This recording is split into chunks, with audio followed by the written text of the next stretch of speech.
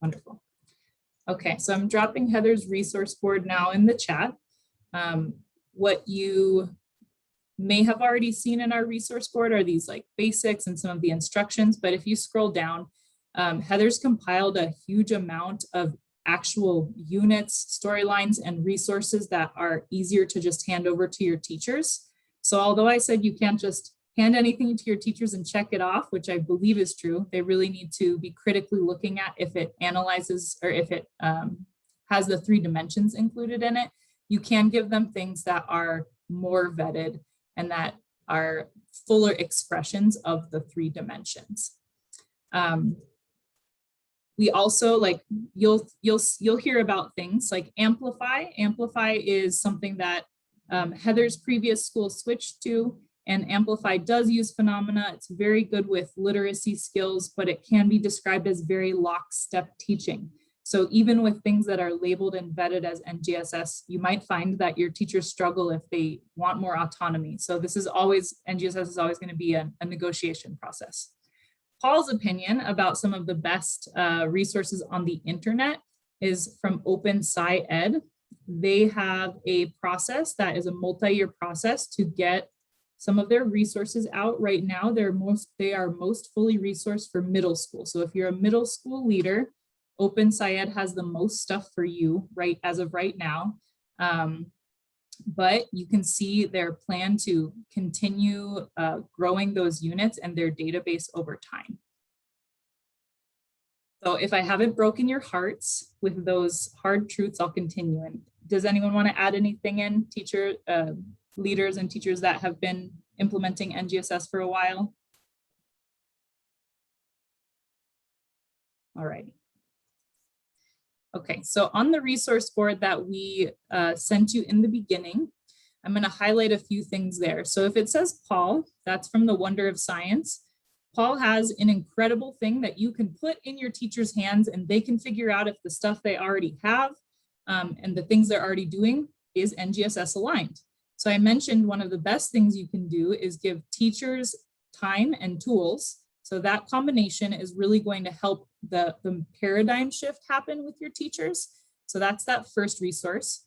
The NGSS lesson screening tool is a longer and more complex version of a screening tool. I'll be talking more about that.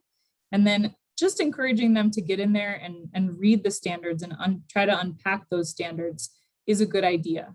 The NGSS has been known to scare away physics teachers when they read them and they say, oh, I don't understand this yet. We had a teacher that tossed papers and said, I just don't know how to read this stuff yet. It takes time. And it's helpful if you have a working group to manage that. It's helpful if you have a coordinator, a team lead, a PLC leader around NGSS, or a person that feels a bit more excited about NGSS to guide teachers in doing that. And finally, I mentioned that framework for science education. That's a free downloadable PDF. It's long. Heather and I were making jokes yesterday about how that is something, if you love NGSS, you'll like read it with a cup of coffee on a Sunday morning. But if you're not into that, it's rather dense. So I would skip to the section that really talks about what those main shifts are so that you as a leader can walk throughout your school environment and see if those shifts are happening. I also think in the far right column, that new vision infographic is particularly helpful for understanding why we do this and what that's going to look like throughout our schools. This is a visual of Paul's 3-dimensional lesson screening tool. So this is what I was mentioning. It's very powerful if you can get this, if you can get some teachers in a room with some of their older science lessons. And if you can have them basically go through at least the first 5 points to start. So do their lessons have phenomena? Is it centered around something that students are curious about and need to make sense of? Are they student-centered? And then 3, 4, and 5 are those 3 dimensions of NGSS that we need to become really familiar with if we're moving towards fidelity implementation. The first one are the DCIs. If you haven't been here this week, that's really like content turned into these core ideas. The performance expectations also include science and engineering practices. Sorry if this has been repetitive through other sessions that you may have been in with me, but basically we learned, and many of us that were science teachers were taught in university to stick to things like the scientific method, which tend to be rigid and they kind of have lockstep pieces. NGSS has science and engineering practices which are much more flexible. They do not go in a specific order and they're spiraled in clusters K through 12. So it really is developmentally appropriate in a way that the scientific method alone may not be. So that's one of the best ways. Number 4, those SEPs, that's one of the best ways to just dip your toe into NGSS if you're not ready to go full adoption yet. You can adopt those practices before you adopt the whole framework and start going wild with all the curriculum. Number 5, by experience, it's the piece that gets forgotten about. We have yet to find a purchased program platform resource that includes lesson and assessment elements on the cross-cutting concepts, and we review a lot of those. So the cross-cutting concepts are thinking tools that help students understand. It's basically a transversal skill of thinking about things that happen across disciplines and across science domains. So patterns, as an easy example, there are patterns in math, there are patterns in the plot of books, there are patterns in science, there's patterns in the world. So thinking about patterns as a way to understand science is a tool for students, and a lot of the things out there, forget the CCCs. My school was definitely guilty of this. We adopted NGSS, but we figured out maybe 4 years in that last year that we really needed to do a better job with the CCCs, because sometimes they were ending up in our assessments and by chance, and other times they were just completely forgotten about. So this is a tool that I highly, highly recommend for your teachers. This can be put in the hands of anyone, and then I'm going to show you the scaled up and more complex version of this tool, which is meant for the people that would sit with a cup of coffee and the framework on a Sunday morning. So I'll show you the scaled up version of that. You might call them, your science nerds. So this is the NGSS screening tool, and it has these criterion A through F. It starts with the shifts. So the shifts are particularly important for school leaders to see and understand the difference between science the old way and science the NGSS way. And it has some features of quality design. So NGSS shifts are things that you'll see when you enter classrooms. You'll also see it in lesson planning, and then features of quality design are like your checks for documentation or things that you see happening in the classroom as well. So I'm going to click on this tool and show you a way that you might be able to use it with your teachers or put it in the hands of someone that can do that. So we're on page 2, we've got those shifts there. And then it breaks down these A through F into sections. So something that administrators and school leaders have asked is like, when I go into a classroom, how do I know if NGSS is happening? I would suggest perusing the criterion and reading the ones that say NGSS design lessons will look less like this and more like this. Okay, so these less like, more like, those are ways of you to kind of understand what you're looking for, or to coach teachers depending on the scope of your role. It also has these like evidence trackers. So your school could take this document. It could actually use this as your running record to look at how you improve NGSS over the years and get closer to fidelity. So there's a lot of things you could do with this document. It might just be, I'm a school leader, I want to know what NGSS looks like, so I check out those criterion. Or it could be, I want to have an NGSS working group. I'm going to form a coalition of teachers and leaders at my school, and I'm going to have them start putting some evidence in here so we can really look at where are we in 2021, and then where are we in 2023? How is our practice improved? Is there more phenomena? Do we have more relevance and authenticity? Do our assessments include 3 dimensions instead of 2? So I've given you a lot of ideas. And by the way, I'm going to drop my whole presentation into the chat for you in case you want to follow along with me there. Jeanette, I just saw your question in the chat. So the NGSS screening tool is linked here on slide 9. The resource board itself If this is the one that you're referring to, I'll drop that in the chat in just a moment. Actually, let me do that after, when I send you all into breakout rooms, I'll grab the resource board so that you can take a look at it. Okay. So our first wonderings were these two. Is there an NGSS curriculum that we can buy or use? And where do we start with NGSS? I've given you some ideas. I want to pause there so that I'm chunking this appropriately. Ask if there's any questions. Ask if anyone would like to share another narrative around their NGSS experience, and just make a little space for that. So feel free to raise your hand, unmute yourself if you are wondering something or would like to share something. Jeanette, go ahead. We actually, when we implemented at first, I think I put 2 years, we actually have 3 years, but our first year was very, very, very, very bumpy.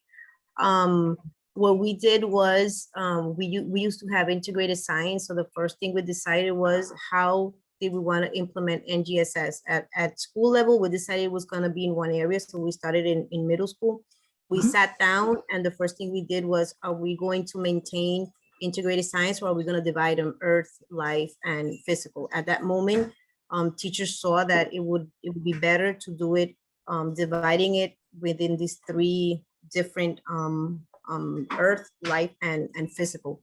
But one of the things that for us has been very difficult is making that shift from the way we used to teach science to, because as I've been participating in these days, one of the questions I had for Paul yesterday was, as a leader, how do I know if we're doing NGSS? And I think we still have like a road ahead. We have to still make certain shifts on the way we present. We're going to learn this, we still have that, we're still learning this, and it's more teacher-centered and more student-centered. So that's one of the things that we also have to improve.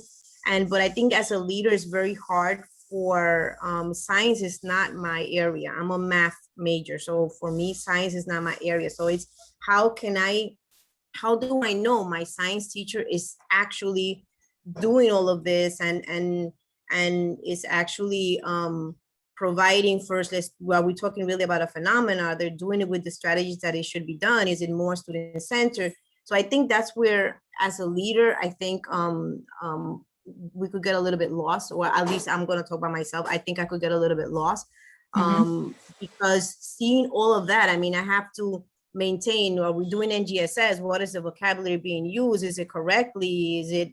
And so I think there is where it gets a little bit overwhelming. And for us, at least, we already got down to prioritizing which standards, because at first we thought we had to do all of the standards and it was just impossible to cover everything. So at least we just prioritize our standards and we know what the road ahead for next year, a little bit more clear on what we need to do. And I think this conference was great because tomorrow we have a meeting with our science head department from high school of what is this going to look like next year in middle school. And so this was great that we had this conference before. But I think there is where our journey, I think it's the implementation was very bumpy for us. It was, but I think we're now having a little bit more light on this, but I think it was very bumpy for us at first, at least in our area. I've never heard anyone say our NGSS journey was smooth and breezy. We got it right the first time. No. Someone mentioned yesterday the FAIL acronym. FAIL is first attempt in learning. So keep in mind, like, curriculum like this is one of the most complex things there is. So give it a try. If you can get it in your middle school first, awesome. It does tend to happen in middle school first. You mentioned integrated units with the 3 domains versus standalone physical science, earth science. Neither of those is necessarily better in general. It's what works better for your school and your organizational structure, and you all have more site-specific information to know what works. What we can say is that in elementary, integrated does work better. So having thematic units that tend to more flexibly flow through the sciences.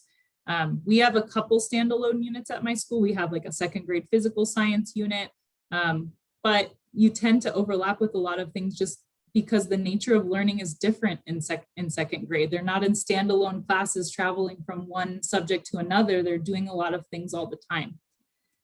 So thank you so much, Jeanette, for sharing that. I told you I would drop the resource board in there for you. So I'm gonna tackle a few more wonderings before I get you all together to talk. Okay, where were we? I also wanted to mention school leader is a super general presentation, but each of you know the scope of your role. So you may engage directly with the resources that I'm providing, or you might pass them to your science coach, your curriculum coordinator, your department head leader. You may know that this is not in the scope of my role, but I need to be aware of it, or I need to provide a resource for someone else.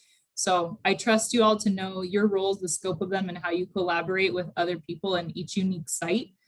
So feel free to pass anything on, share it, reuse it, and so forth. All right, so this is after you get in there, you get some curriculum built, you get your toe stuck maybe into the SEPs, you're getting things rolling on the bumpy path that Jeanette just described. How can you really get to the deep NGSS learning? So this might happen in years 2, 3, 4, maybe even for us, it was more like years 4, 5, and it's a continuing thing.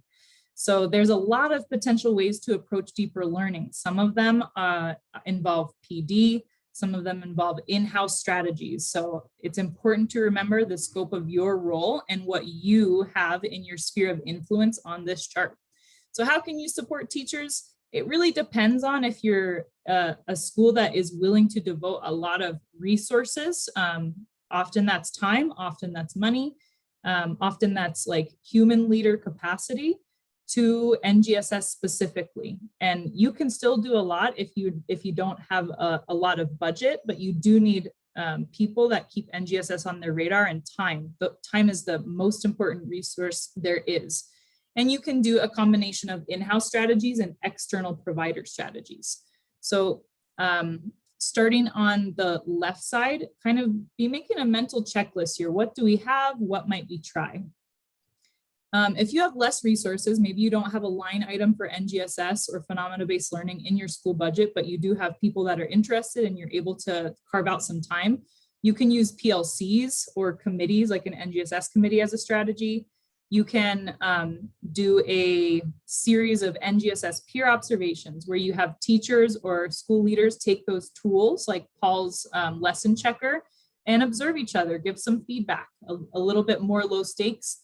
Not meant to be an evaluation or an appraisal of how teachers are doing. That can be very scary, or if you're in the early years of NGSS, but meant to guide their deepened learning in NGSS as a process. So peer observations is ways for teachers to do that with teachers, and then walkthroughs are a way for school leaders to pop into classrooms and see what they notice.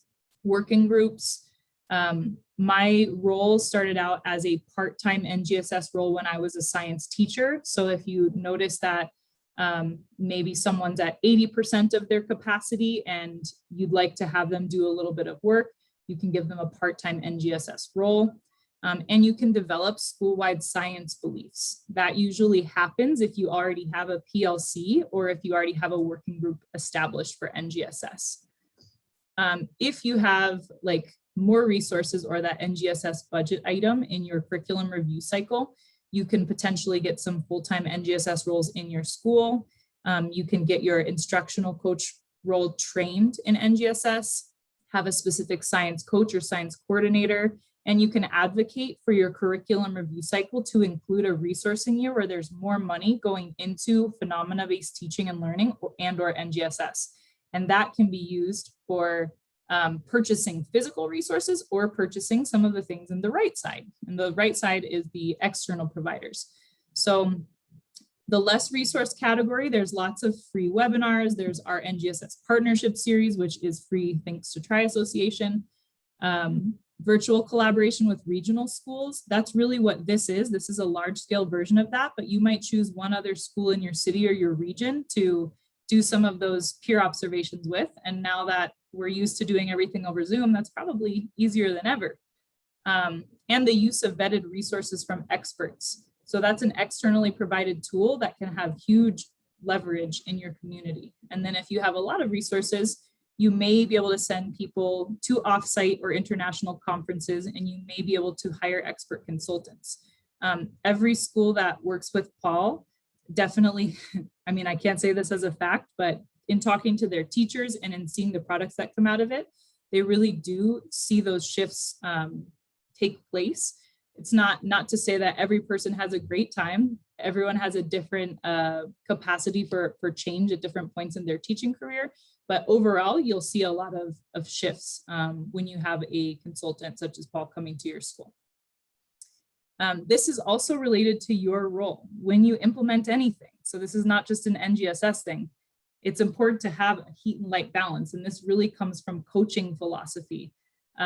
Heat is kind of a word for directives and accountability, and light is really about collaboration and support. So you may be an administrator or a school leader that has both heat and light in your role, or you might have coaches that are your light people and administrators that are your heat people. Every school is different, and it really depends on the size of your school and the way that you have roles structured. But in order to make complex change happen over time, you do need the heat, which is the people saying, these are our science beliefs, we're going to get this done, here's the expectations, we're going to establish some norms, and they're the people checking on accountability and fidelity. I have heat in my role because I'm a director of learning for curriculum development. So if something doesn't look right with our data, or if we're not making progress, I do have to actually hold someone accountable for that and make some decisions. When I was a coach, I was much more on the left side, which is the light. How can I help you? Let's collaborate on this. Let's sit down with the lesson screening tool and see where we're at. Let's do some peer observations. That's more suggestions, ideas, and requests, learning together. It definitely feels better to have more of the light when you're in years 1 and 2 of NGSS. But if you never have the heat, if you never have the hard accountability, then you may not really know if you're reaching fidelity. So that's just a reflection point for all of you to think about. Are you heat? Are you light? Are you both? If you're one or the other, who's helping bring that support to your teachers if you're the heat? And if you're the light, who is ultimately saying, like, this is our expectation and here's the accountable measures for getting there. Same resource board, 2 specific spots that I wanted to point to for deep learning. One is Paul's mini lessons on cross-cutting concepts and SEPs. Really, what happens a lot of the time is a shift from one set of standards that are not NGSS to NGSS, but teachers find that the content in them looks similar. So there's a superficial adoption where you think you're in NGSS, and then when you really start using the screening tools, you go, oh, but we're still using maybe scientific method. We're not using these skills and practices flexibly, and there's no cross-cutting concepts to be found. I'm speaking from experience here. So those mini lessons are a way of kind of figuring out what the SEPs and CCCs look like. It's an interactive format, and that's a really good way for both resourcing that information to your teachers and seeing someone model it for you. And then there's also an NSTA video playlist on NGSS with some examples in different levels. There's elementary, middle school, and high school videos.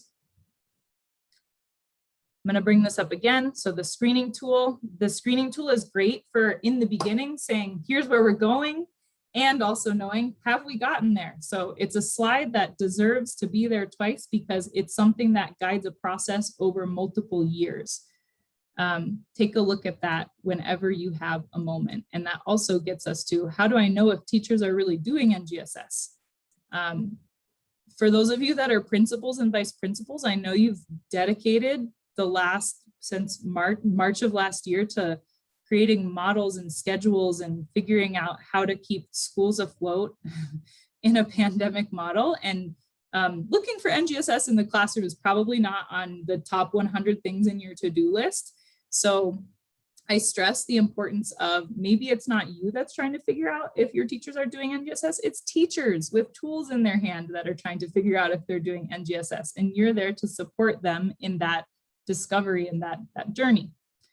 The resource board, once more, so getting deeper, we've got some tools from Paul, criteria for evaluating summative assessments. Hint, they've got to have the 3 dimensions or they're not NGSS. But all of that gets uncovered as teachers are given time and tools to look at their own practice and to work together. So up until this point, you may have seen this if you've been coming to our conference and you've come to the partnership sessions. We tried to boil it down. We did this with Paul to the 3 most simple things. What makes NGSS NGSS? One thing that makes NGSS visible in your school is that you start seeing that students are constantly engaging with phenomena and they have problems that are starting and sustaining their inquiry. When you go into the classroom, the teacher is no longer giving them a multiple choice quiz most of the time, or if it is, maybe it's a quick formative on something. They're figuring something out, they're solving something, they're curious. It's not usually, unless it's an AP class, it's not usually a situation where you're going to see a lot of lecturing the way that many of us learn science. And you're going to notice those SEPs and CCCs popping up. So you'll notice teachers are no longer explaining content, students are engaged in sense making, and assessments and rubrics go beyond content. They also have science and engineering practices, and they also have cross-cutting concepts. So I'm going to pause there. I'm going to give you 5 minutes to process in breakout rooms. You have the resource boards in hand, everything's in the chat. You might have been clicking on things and opening them up. I want you to just get into a group. You can say hello. And I want you to think about, like, what's a resource that you have seen so far that you think could really get some traction at your school, whether you're in year 1 or year 5. Okay, so I'm going to put you in breakout rooms with 2 or 3 people for 5 minutes. So I'll see you back here at about 5:14. All right, happy chatting.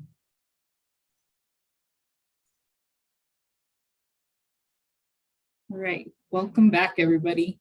I got to listen in on a few conversations, and it sounds like phenomena is a pretty big thing, looking for phenomena happening in classrooms, and some potential lesson and resource screening. If you could just drop in the chat, because I wasn't able to make it to all rooms, if you could drop in the chat the name of a resource that you think will get some traction at your school and help move NGSS forward. I'm curious, and I wish I could have had ears in lots of places because I love that feedback.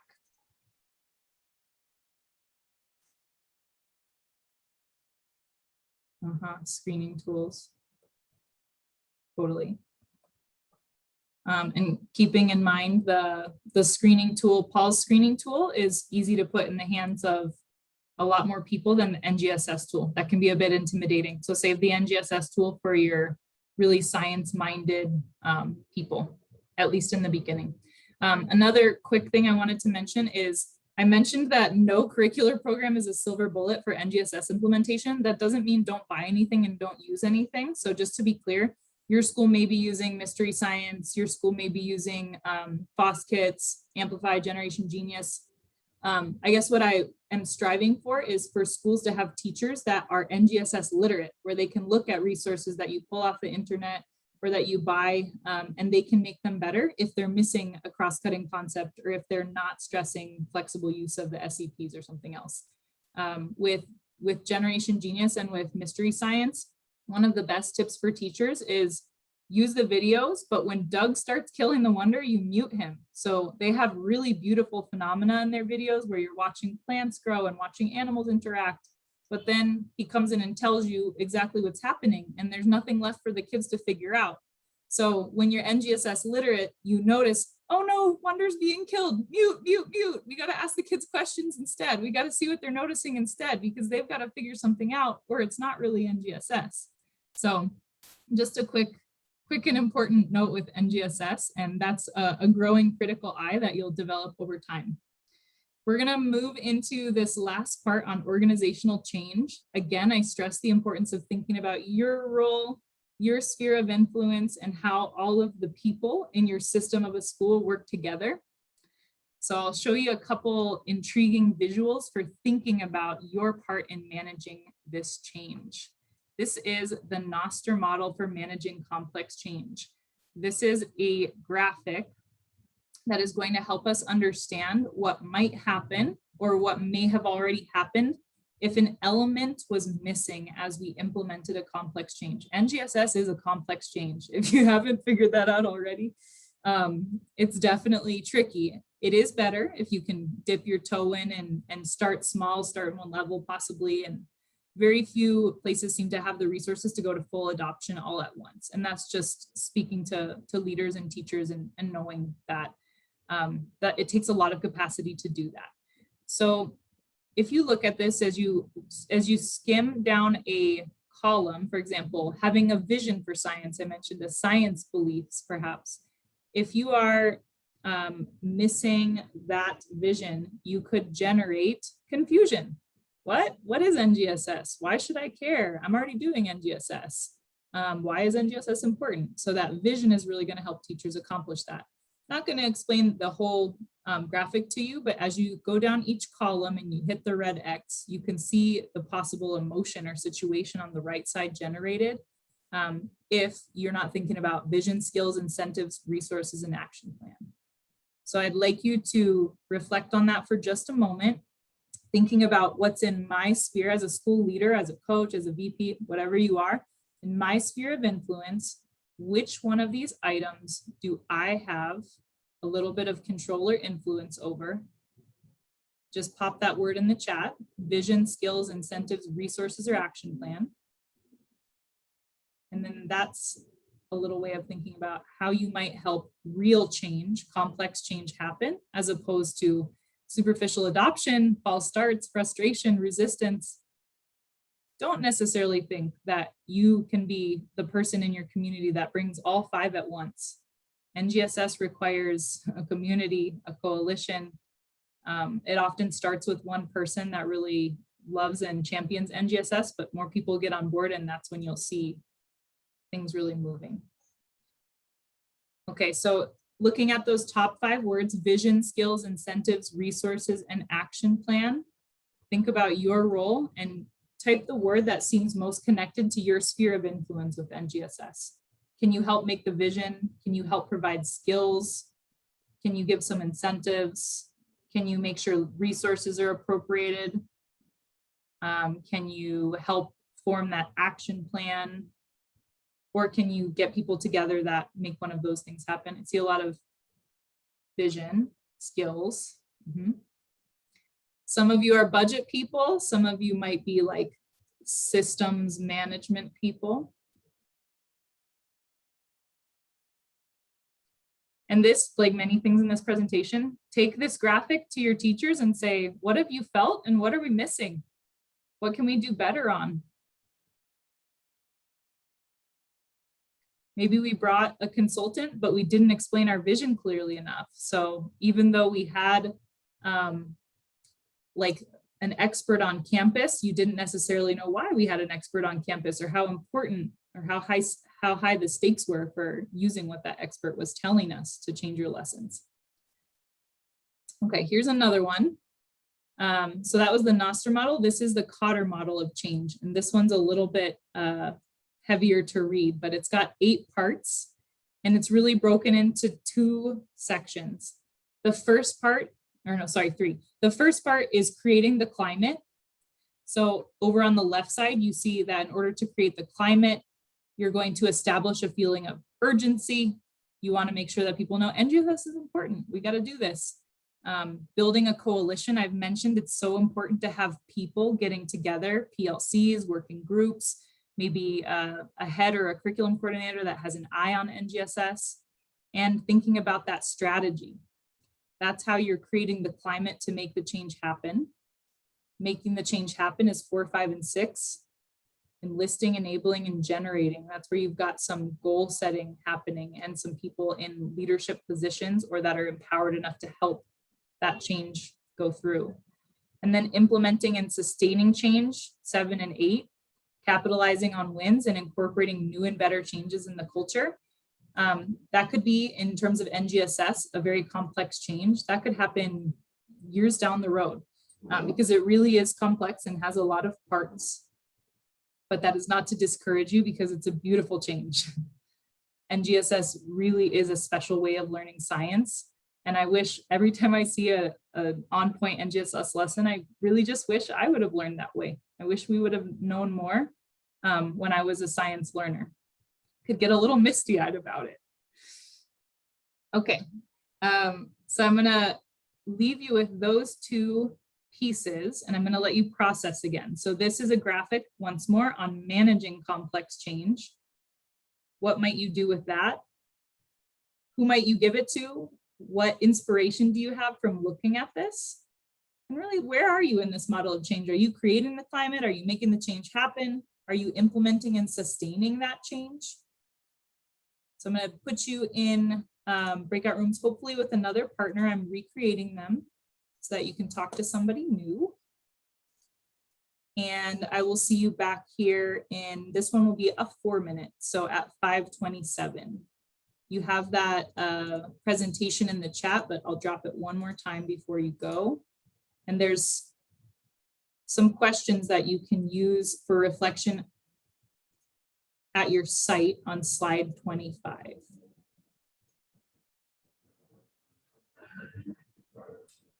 Britta, thank you. I will give you. Share. Okay, thank you. Sorry about that.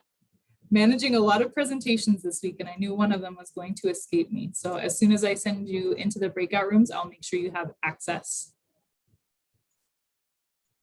Okay, so there's your presentation. We're looking at section 2 around slides 23 through 25. And here are your rooms. I'll see you back here at 5:28, and then we'll say bye.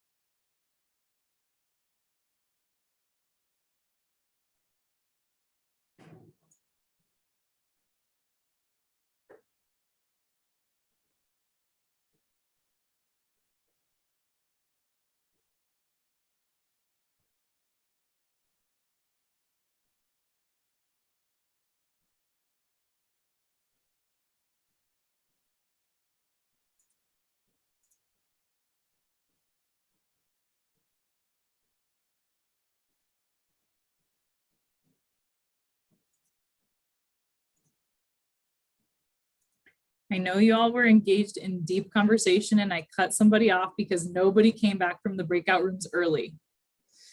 So sorry, that's inevitable. But I hope that means you're feeling inspired, that this has been thought-provoking on the level of leadership in the sphere of influence. So our second goal today was to think about appropriate next steps for you in all the different school leadership roles you have for pushing NGSS forward at your school. At this point in time, as your exit ticket, but I've got to give you the QR code too. As your exit ticket, if you wouldn't mind just kind of going from abstract thinking, oh, this resource, or this might be a way I have it, a sphere of influence, into a concrete next step, and drop that in the chat.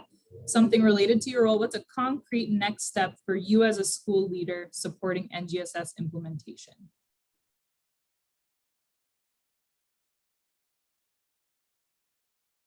So we're writing a concrete next step for NGSS implementation related to our roles. And as I'm doing that, I'm going to show you the QR code.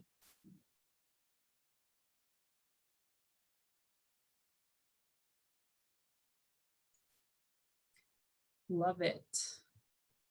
Understanding at the admin level, getting teachers to understand the framework. It's a lot of understanding in the beginning. Action planning, love it. Building the climate. Okay, we're inspired by the organizational change models, very helpful thinking models for what's there and what's missing. Action planning, PD, understanding, amazing. All right, so there's your QR code. Go ahead and enter that so that we can collect your survey data. I hope that this was a helpful presentation for you in all different stages of implementation, all your different leadership roles. I really appreciate you all being here and doing this work that may not be in the top 100 of your priority list. You're making a space for it this week. So thank you once more. And yes, let me minimize my screen to see if I can get you that survey. Whoops.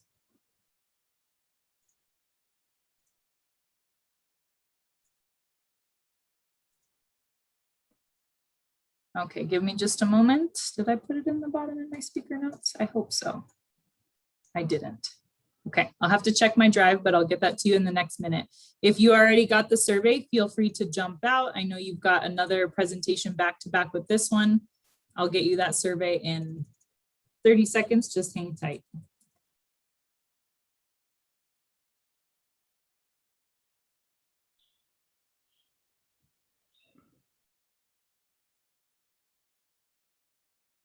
All right, here it is coming your way in the chat. And I ask you to click on that and then go ahead and jump out. Thank you all so much. Have a wonderful afternoon. Que les vaya muy bien. Feliz tarde. Thank you. Thank you. Thank you very much. Thank you, Thanks to Britta. Thanks Thank for you. It's a sharing, pleasure. Jeanette. Thanks, Francisco. Ciao. Thank you. Thank you.